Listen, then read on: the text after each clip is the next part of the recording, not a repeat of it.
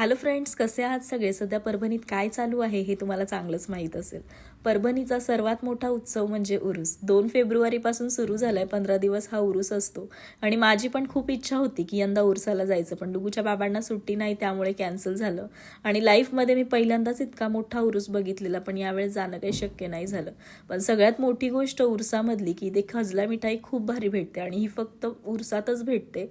ते पण मी खूप मिस करत होती, पण जाऊ द्या, घरूनच आपण त्या आठवणी ताज्या करू. आणि टी व्हीला 2026चा उरसाचा व्हिडिओ पण लावला होता, तो बघितला, छान वाटलं. आणि परभणीचे माझे काही फ्रेंड आहेत, त्यांनी पण स्टेटस लावले होते, ते पण बघितले, छान वाटलं.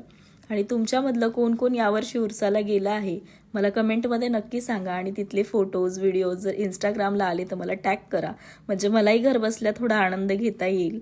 आणि सध्या ऋतू बदलतोय त्यामुळे नाशिकमध्येही खूप जण आजारी पडत आहेत.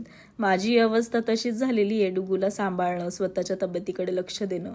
उरूस तर दरवर्षी येतो, पण आरोग्य पण महत्त्वाचंच आहे म्हणा. आणि डुगूच्या बाबांच्या कामामुळे यावेळेस जाणं काही अशक्य झालेलं आहे.